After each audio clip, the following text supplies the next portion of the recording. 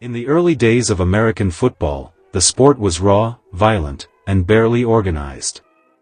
At the turn of the 20th century, players often stepped onto the field with little more than leather caps, or no helmets at all. Broken bones, concussions, and even deaths were tragically common. By 1906, the danger had grown so severe that public outrage pushed leaders to reform the game. New rules were introduced, the forward pass was legalized, and protective equipment slowly became standard. Football was beginning its transformation from a brutal pastime into a structured sport. Then, in 1920, everything changed. A group of team owners gathered in the Midwest to create a unified professional league, the American Professional Football Association, or APFA. At a Canton, Ohio Hupmobile dealership on September 17, 1920, owners of existing pro football teams met to form the APFA, the American Professional Football Association. George Halas and other signers likely couldn't have predicted that 2 years later, the APFA would become the National Football League. Olympic legend Jim Thorpe was elected president, largely because his fame gave the new league credibility. 14 teams joined that first season, most from small industrial towns. 2 of those original franchises still survive today. The Decatur Staleys, who would become the Chicago Bears. And the Chicago Cardinals, now known as the Arizona Cardinals. Just 2 years later, in 1922, the APFA adopted a new name that would echo through history, the National Football League. Even bigger name change that took place that year was the leagues. The American Professional Football Association was out to be known forever on as the National Football League. I think a lot of that comes from wanting to be looked at or viewed as a national organization. The league's first champions were the Akron Pros in 1920, finishing undefeated at 8-0-3. Instead of modern championship rings, players received tiny gold football pendants. The original league trophy, the Brunswick Bulky Callender Cup, mysteriously vanished after that season and was never seen again. But the 1920s NFL was anything but stable.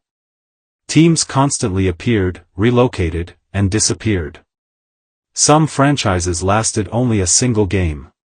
Financial struggles were common, stadiums were small, and the future of professional football was uncertain. One exception was the Green Bay Packers, founded with just $500 from a local meatpacking company. Remarkably, they became, and remain, the only NFL team to stay in the same city under the same name. In the early 1930s, professional football stood on shaky ground. The Great Depression drained finances, teams frequently folded, and the NFL struggled simply to survive. Yet within this uncertainty, the building blocks of the modern league were quietly forming. By 1930, many early franchises had vanished, but key teams began to emerge. The Portsmouth Spartans joined the league, then moved in 1934 to become the Detroit Lions. The New York Giants, already established, became a financial and competitive anchor under owner Tim Mara. The league hit its lowest point in 1932, shrinking to just 8 teams. That same year, a special indoor playoff between the Chicago Bears and the Portsmouth Spartans introduced rule changes, like hash marks and relocated goalposts, that permanently shaped the game.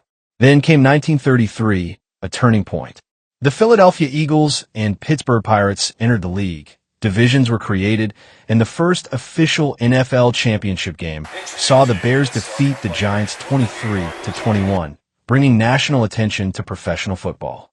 Meanwhile, the Washington franchise shifted identities from Boston Braves to Boston Redskins, later moving to Washington, D.C. In 1936, the first NFL draft introduced competitive balance, though its first pick, Jay Berwanger, the first Heisman Trophy winner, never played due to salary disputes. Expansion continued with the Cleveland Rams in 1937, and in 1939, the first televised NFL game signaled a new era of media exposure. By 1940, the debut of the NFL Shield logo marked the league's growing professionalism. Through hardship, relocation, innovation, and new teams, The 1930s transformed the NFL from a fragile organization into a structured, recognizable league, laying the groundwork for the powerhouse sport it would soon become.